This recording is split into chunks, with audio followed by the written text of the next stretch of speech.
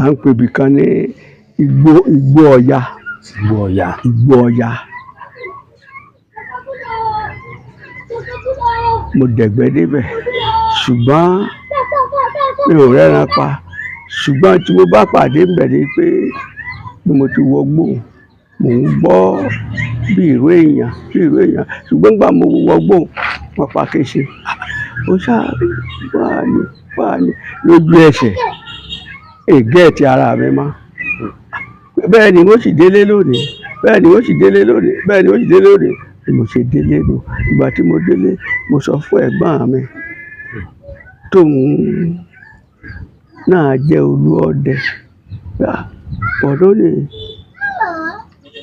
báyìí tí mo bá pàdé nígbó Ọya ńgbà mo dẹ̀gbẹ́ lọ yìí n ò mọ̀ lè dúró ṣe nǹkan kan mọ́ nínú igbó. Ó ní kí ló dé? Mo ní mò ń gbọ́ èèyàn ṣùgbọ́n lójú ẹsẹ̀ ń gbọ́ èèyàn mọ́, òtútù sì mú mi tí mo bẹ̀rẹ̀ sí í gbọ̀n. Ó ní ó lẹ́ni tó pàdé olólùgbò ni ó lọ́ọ́ ṣètùtù kan tó wọ Igbó Ọya. Ó lọ́ọ́ ti mọ̀ pé bàbá ṣètùtù kan tó wọ Igbó Ọya ọ̀ọ́ni bá pàdé ọ̀ sì rẹ́ran pa. Ló fi jẹ́ pé tọ́lẹ́ bá fẹ́ wọgbó ó yẹ kí wọ́n kọ́ mọ́ sí. Tí wọ́n bá fẹ́ dẹgbó tó igbó ọ̀ ṣètùtù olúgbó.